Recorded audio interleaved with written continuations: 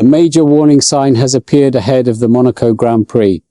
One of Formula One's newest technologies will simply not exist on the streets of Monte Carlo. While active aerodynamics have become a central part of the 2026 regulations, the FIA has decided that drivers will not be allowed to use the so-called straight mode during the race weekend in the Principality. At first glance, the decision seems surprising. Monaco may be the shortest circuit on the calendar at just 3.337 kilometers, but until last year it still featured DRS zones, including on the start-finish straight. Many expected the new active aerodynamic system to play a similar role. Instead, Formula One's governing body has completely ruled it out. The explanation goes far beyond simple performance. The FIA believes there is very little to gain from using straight mode in Monaco, while the risks could be significantly higher.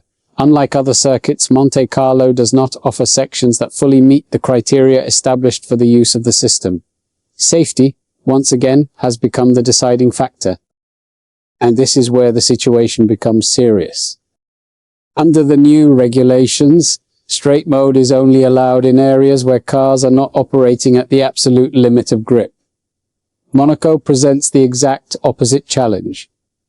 The track is filled with tight corners, heavy braking zones, rapid direction changes, and sections where traction is critical. In these conditions, changing the aerodynamic configuration could influence vehicle stability at the worst possible moment. That's the real issue. FIA also established another important requirement.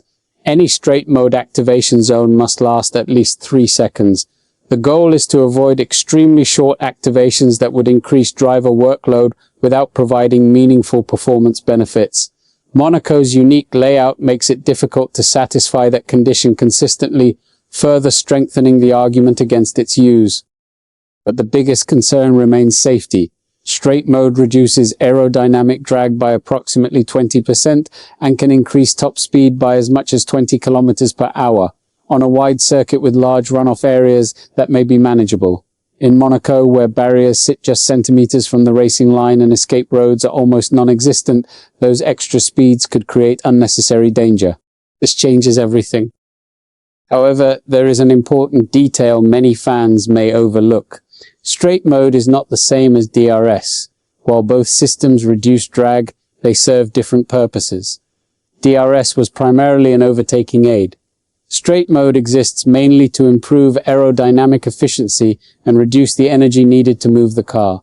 Because of that distinction, removing straight mode from Monaco does not mean removing overtaking assistance entirely. In fact, the new overtake mode introduced under the 2026 regulations will still be available in Monaco. Just like the old DRS concept, drivers who are within 1 second of the car ahead will receive additional power in designated activation zones. For Monte Carlo, that activation point will be located before the final corner.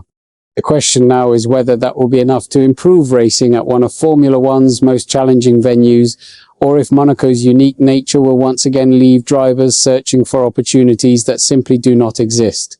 And it may not stop here. What's your take on this situation? Share your opinion below and don't forget to subscribe to the channel for more Formula One updates.